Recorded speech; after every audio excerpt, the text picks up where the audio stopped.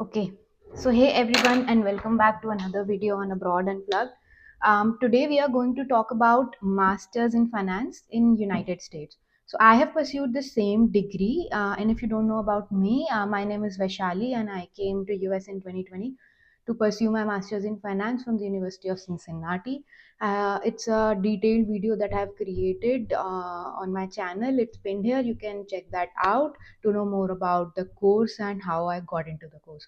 सो आज हम बात करने वाले हैं एक टॉपिक पे about masters in finance in US and उसके बाद what growth opportunities are there and why doing a masters in finance here is a good opportunity. So I have seen a lot of students who come here for masters in engineering management or computer science or AI and stuff, and cyber security, information technology. But masters in finance करने के लिए बहुत कम बच्चे आते हैं and finance in general is not as like common to pursue here as something in IT is. So I'm going to focus on this because there are a lot of videos available on YouTube. There's a lot of content for engineering students, information technology students, and science students. But there are a very few videos on YouTube that talk about masters in finance in general. I hope this is helpful for anyone who is looking to pursue masters in finance from here in United States. So let's start the video.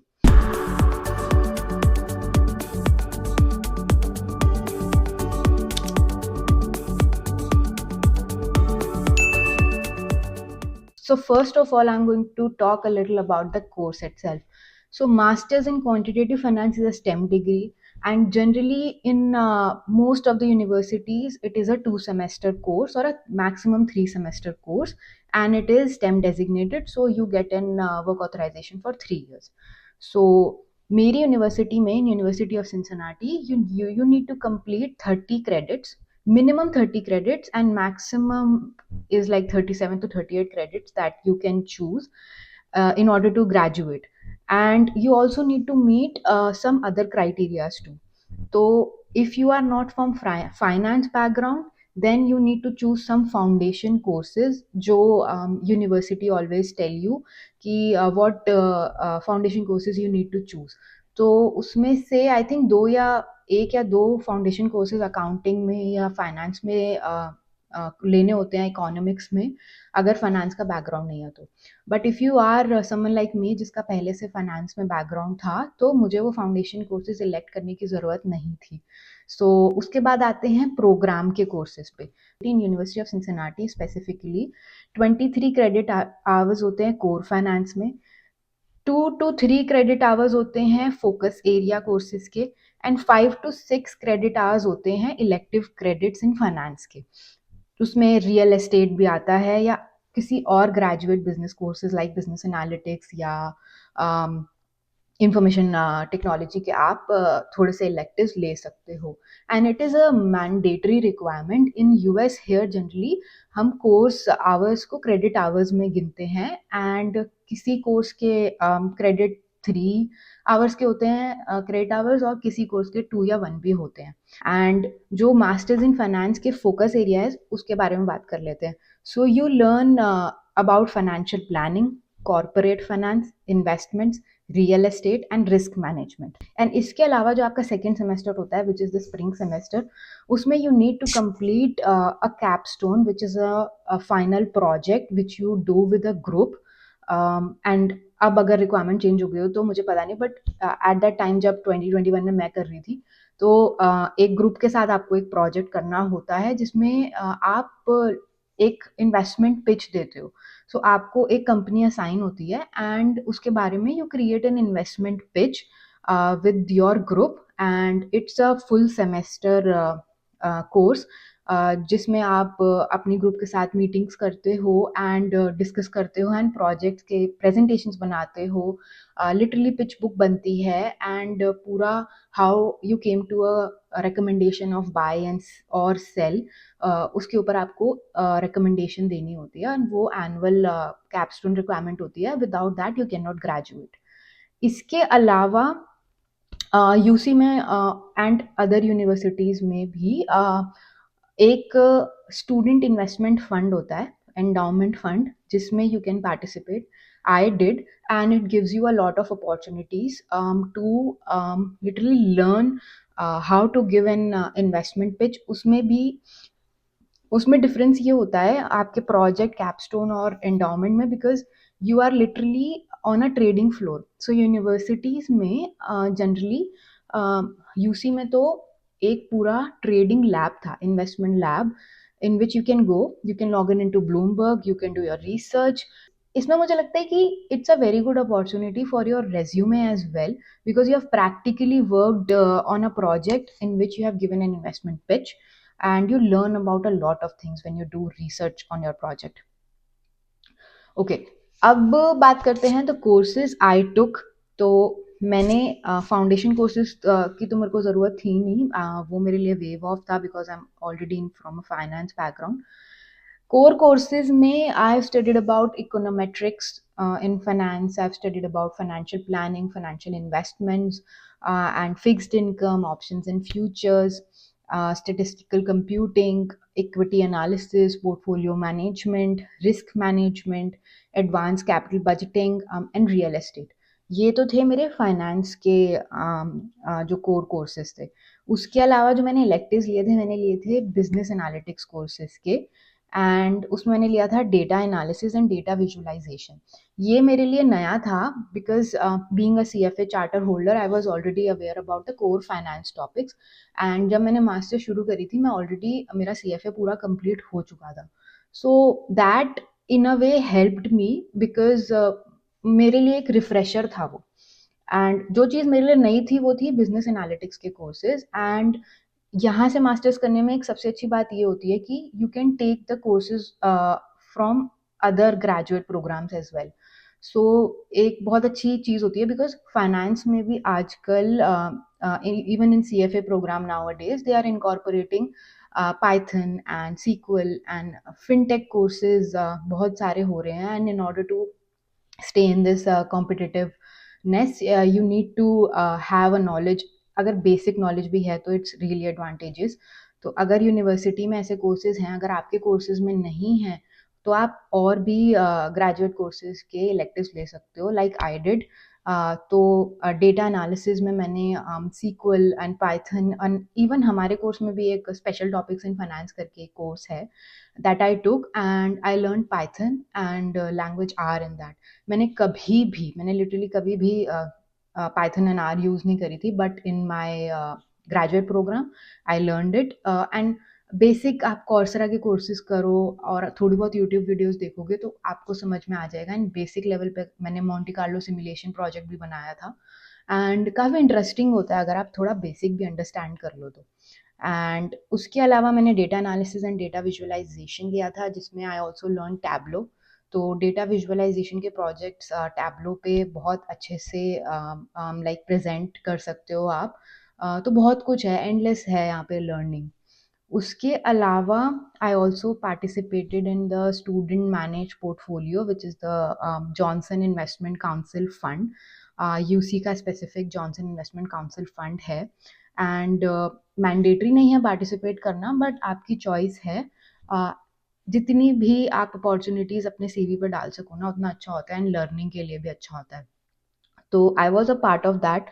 And उसमें जो UC का format था, अब क्या है मुझे I am not aware, but जो उस टाइम पे, बहुत पुरानी बात नहीं है, बट उस टाइम पे जो यूसी का फॉर्मेट था इन 2021 वॉज अ फॉर्मेट, जो स्टूडेंट इन्वेस्टमेंट काउंसिल में जो ग्रुप्स बनते हैं is a group of under grade students, and उसमें एक ग्रेड स्टूडेंट होता है, एक मास्टर्स का स्टूडेंट होता है, एंड एक तीन चार अंडर ग्रेड के बच्चे होते हैं।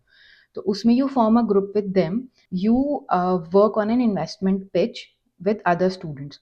तो उसमें literally you get a hands on experience about something which is a resume worthy thing, and you can talk about it in your interviews that you gave this investment pitch, why you gave a buy recommendation or a sell recommendation, and why you thought it would be a buy or a sell. And if you are looking to go into investment banking, I think it's a really great opportunity.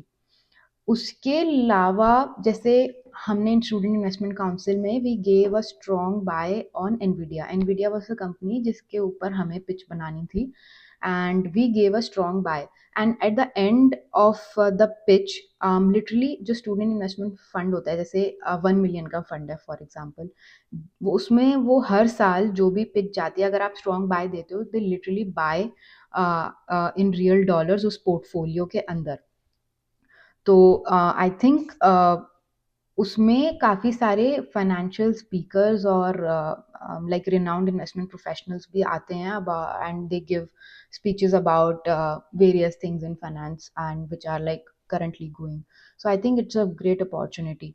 In my view, it provides a great hands-on experience. You can use Bloomberg and other lab softwares for your project or anything you are researching on apart from your graduate program as well.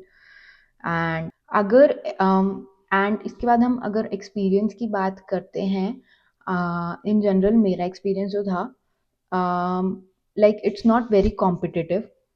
दूसरा diversity में, मैं spring में आई थी, तो इन spring semester I was the only Indian in my class, and all were like American students यहाँ पर। And it was a great experience. आप नए लोगों से मिलते हो, नया कल्चर सीखते हो, और बहुत सारी नई चीज़ें आपको पता चलती हैं। I think expectation versus reality में I thought I would find at least 5-6 Indian students in my course, because I've researched about जो पुराने batches में there were some students, but like मैं spring में आई थी तो मेरे course में एक भी student नहीं था। I think fall में ज़्यादा बच्चे आते हैं, and उसमें some Indian students joined me in the course, but spring में तो लाइक एक्सपेक्टेशन वर्सेस रियलिटी में literally, but it was a good experience I would say. Diversity में जब आप पढ़ते हो ना, तो काफ़ी पॉजिटिव एक्सपीरियंसेस होते हैं। ओके, अब बात कर लेते हैं मैंने अपने क्रेडिट्स कैसे डिवाइड किए थे पूरे कोर्स में। सो फर्स्ट सेमेस्टर में I only focused on my studies, तो मैंने 17 क्रेडिट्स लिए थे। मिनिमम आपको 10 लेने होते हैं to be considered as a full time students, but मैंने 17 लिए थे बिकॉज मेरी प्लानिंग ऐसी थी कि सेकेंड सेमेस्टर में मुझे फोकस करना है जॉब ढूंढने पे। तो अगर सेकेंड सेमेस्टर में मेरे बस पढ़ाई का लोड थोड़ा कम होगा तो इट वुड बी ग्रेट, और थोड़ी हेल्प हो जाती है। तो 17 क्रेडिट्स मैंने फर्स्ट सेमेस्टर में लिए थे। सेकेंड सेमेस्टर में मैंने आई थिंक 10-11 क्रेडिट्स लिए थे, तो ये हो गए मेरे 28 क्रेडिट्स। और उन 11 एंड 17 क्रेडिट्स में मैंने जो मैं बिजनेस एनालिटिक्स और बाकी कोर्सेज की बात करी थी वो इलेक्टिव्स में मैंने मिक्स करके लिए थे। एंड देन आपको ये भी चेक करना होगा कि कौन सा कोर्स कौन से सेमेस्टर में ऑफर हो रहा है। यहाँ पर ये भी एक चीज़ होती है कि हर कोर्स हर सेमेस्टर में ऑफर नहीं होता। जैसे कैपस्टोन सिर्फ स्प्रिंग में होता है, हमारे यहाँ फिक्स्ड इनकम था जो सिर्फ स्प्रिंग में होता है, बट एक्विटी एनालिसिस था जो दोनों में होता है, इकोनॉमिक्स दोनों में होता है, but there were some courses जो सिर्फ फॉल में होते हैं। तो आपको ये चीज़ अंडरस्टैंड करनी होगी और अपना प्लानिंग करनी होगी कौन से सेमेस्टर में आपको कौन सा कोर्स लेना है। उसके अलावा I was a part time student for my third semester. So जब मैंने रिसर्च करी थी एंड जब मैंने अपने सीनियर्स से बात करी थी, तो they were of the fact that extend your course, because 2020 के बाद कोविड में इकोनॉमी खुल ही रही थी, तो जॉब्स लेना is a difficult task, especially you are an international student, many companies are not ready to sponsor you. उसके बाद Covid was another difficulty which many students faced in getting a job, especially in finance field. Finance में यहाँ पर because यहाँ के बच्चे भी finance में ग्रेजुएट प्रोग्राम्स या CFA सर्टिफिकेट प्रोग्राम्स या मास्टर्स डिग्री कर लेते हैं, तो इतनी ज़्यादा लाइक जैसे IT में रिक्वायरमेंट होती है, इतनी ज़्यादा फाइनेंस में रिक्वायरमेंट नहीं होती है। तो आपके पास जो पूल ऑफ जॉब्स होता है वो कम होता है। तो I secured my self by extending in to 1 semester. मैं पार्ट टाइम हो गई थी उस सेमेस्टर में, एंड उस सेमेस्टर जो एक मेरा थर्ड सेमेस्टर था, that was spring 2022 semester, I was a part time, and मैंने उसमें अपना कैपस्टोन कंप्लीट किया था। सो आप कर सकते हो 2 सेमेस्टर में, एंड मैंने 3 सेमेस्टर में किया था, ऑल्दो मेरी जॉब सेकंड सेमेस्टर में ही लग गई थी। दिसंबर में तो मैंने जॉब करना स्टार्ट कर दिया था। But in order to secure myself मैंने थर्ड सेमेस्टर में एक्सटेंड कर लिया था, but you don't need to. अगर आप प्लानिंग और अपनी लाइक जॉब का जो पूरी प्रिपरेशन है, क्वेश्चंस एंड सब कुछ अगर आप तैयार करके रखो, तो you don't need any additional semester, I would think. उसके अलावा बात कर लेते हैं टाइम मैनेजमेंट की। सो टाइम मैनेजमेंट काफ़ी टफ होता है, बिकॉज आप अगर जैसे मैं पहली बार घर से बाहर निकली हूँ, तो काफ़ी सारी चीज़ें होती हैं यहाँ पे मैनेज करना, एंड लिटरली कुछ चीज़ें जो आप एक्सपेक्ट भी नहीं करते हो आप करते हो। मैंने कभी लाइक घर के सामान की शॉपिंग करना, ग्रोसरी शॉपिंग करना, टाइम मैनेज करना है, यहाँ पे आपको सब कुछ खुद करना है। I was also a teaching assistant दोनों सेमेस्टर, स्प्रिंग जब तक मैं फुल टाइम स्टूडेंट थी, दोनों सेमेस्टर्स मैं टीचिंग असिस्टेंट थी। तो उसमें आपको ऑफिस आवर्स होते हैं, या बच्चों के अंडर ग्रेड स्टूडेंट के एग्ज़ाम्स स्कोर करने होते हैं, एंड जो भी मतलब प्रोफेसर काम देता है वो करना होता है, तो उसको भी मैं मैनेज करती थी अपने टाइम में। सो time management is a very crucial thing that every international student goes through, and literally मेरे को पता भी नहीं चला how time flu, because when I started my course, I was like कि how I am going to manage my time, but like literally कैसे दिन निकल गए मुझे पता भी नहीं चला, बिकॉज हर दिन आप कुछ ना कुछ कर रहे होते हो। हर यहाँ पर एक तो क्लासेस रोज़ नहीं होती। जैसे मेरा जो स्केड्यूल रहता था, मैं अगर पहले सेमेस्टर की बात करूँ, मैंने 17 क्रेडिट्स लिए थे, एंड कुछ क्लासेस ऑनलाइन होती थी एंड कुछ ऑन कैंपस होती थी, because it was still opening up. Like मेरे क्लासेस होते थे maximum Tuesday and Thursday, and Friday को मेरा होता था, अगर मैं स्टूडेंट इन्वेस्टमेंट फंड में हूँ तो वहाँ मुझे जाना है 1 घंटे के लिए। बट मेरी mostly classes Tuesday and Thursday को होती थी। उसके अलावा I focused Monday, Wednesday and Saturdays on my assignments. Sunday को मैं कुछ नहीं करती थी, मैं चिल करती थी। And Monday, Wednesday and Friday मेरा होता था कि मैं असाइनमेंट पे फोकस करूँ, टीए का कोई काम आया हुआ है तो मैं वो कंप्लीट करूँ, घर का कोई काम है तो मैं वो कंप्लीट करूँ, जॉब लेने के लिए क्वेश्चंस प्रिपेयर करने होते थे, उनके आंसर प्रिपेयर करने होते थे। यहाँ पे बहुत सारी चीज़ें होती हैं, मतलब एक आंसर को आपको फ्रेम करना पड़ता है ना स्टार मेथोडोलॉजी, उसके ऊपर एक सेपरेट वीडियो बनाएंगे, but you have to have a case, practical case supporting your answer, तो उससे आपका इंटरव्यू बहुत अच्छा होता है, you can literally drive your interview. तो वो सब प्रिपेयर करती थी, बहुत सारे सिनेरियोज होते थे करने के लिए, तो लिटरली टाइम निकल जाता था। घर के काम होते थे, खाना बनाना होता था, लॉन्ड्री करनी होती थी, ग्रोसरी लेके आनी होती थी, तो they are endless things to do, आप खाली तो होते ही नहीं। तो टाइम मैनेजमेंट हर स्टूडेंट की स्ट्रैटेजी अलग होती है, और आपके लिए जो वर्क करता है वो आप करो। इट्स नॉट मैंडेटरी जो किसी के लिए का वर्क कर रहा है या आपके रूममेट के लिए वर्क कर रहा है तो वो आपके लिए भी करे। Some tips that I can give is find some good roommates, because वही आपका एक सपोर्टिंग सोर्स होते हैं यहाँ पर। And I was lucky, I got like all my roommates were very good. If you are struggling with something, they can help you, and if vice versa, you can help them if they are struggling with something. You are busy, they can cook for you. They are busy, they can cook for you. You can have lunch together, you can go out together. काफ़ी सारी चीज़ें होती हैं, तो loneliness नहीं होती शुरू में if you are living alone, तो थोड़ा डिप्रेसिंग हो जाता है। एंड दूसरा, टाइम मैनेजमेंट ज़रूर करके चलो। दूसरे लोग कैसे कर रहे हैं, कंफ्यूज हो रहे हो तो एक बारी में एक चीज़ करो। मल्टीटास्किंग करने की ज़रूरत नहीं है if you can not do it. Multitasking धीरे धीरे आती है, कुछ लोगों में नेचुरली होती है और कुछ लोग बिल्ड करते हैं। तो ऐसा ज़रूरी नहीं है कि आपको बहुत सारी चीज़ों पे फोकस करना है कि वो बंदा ये कह रहा था, वो बंदा वो कह रहा था, ऐसा कुछ भी नहीं है। तीसरी चीज़ ये कि just don't just focus on कि स्ट्रेस लेना कि यार जॉब कैसे लगेगी, ये कैसे होगा, वो कैसे होगा, मेरे क्रेडिट्स कैसे कंप्लीट होंगे। Focus on one thing at a time. पहले सेमेस्टर में फोकस ऑन स्टडीज, ज़्यादा से ज़्यादा क्रेडिट्स कंप्लीट कर लो और उसमें अच्छे जीपीए पे फोकस करो, ताकि सेकेंड सेमेस्टर में अगर जीपीए कम भी हो गया, then you can average it out. And marks यहाँ पे कोई नहीं देखता, you complete your degree, you focus on qualitative things. Behavioural questions बहुत पूछते हैं यहाँ इंटरव्यू में, तो focus on that, creating answers for that, rehearsing that so that you can answer that in confidence, वो बहुत ज़रूरी होता है। एंड या लाइक मुझे लगता है ये 2-3 टिप्स बहुत ज़रूरी हैं, और अगर आप इस पे फ़ोकस कर लोगे तो जॉब लेना मुश्किल नहीं है। Even in finance you can find companies which are ready to sponsor you. STEM courses में जाओ so that you can get 2 years of additional work experience. इसके बारे में मैंने एक अपनी प्रीवियस वीडियो में बात करी है कि कैसे आपको स्टेम डेज़िग्नेशन में मिलती है। काफ़ी लोग यहाँ से एमबीए करते हैं। एमबीए जनरली स्टेम डेज़िग्नेटेड नहीं होता है, and they then do an additional MS. तो एमबीए और एमएस को क्लब कर लेते हैं स्टेम डेजिग्नेशन लेने के लिए, बिकॉज आपको 3 साल मिलते हैं यहाँ पर काम करने के लिए। So that was about today's video. If you want to learn anything about any concept that I talked about, or anything related to masters in finance or CFA in general, let me know in the comments box. I'll create a separate video on it. Until then, I'll see you in the next video. Bye bye.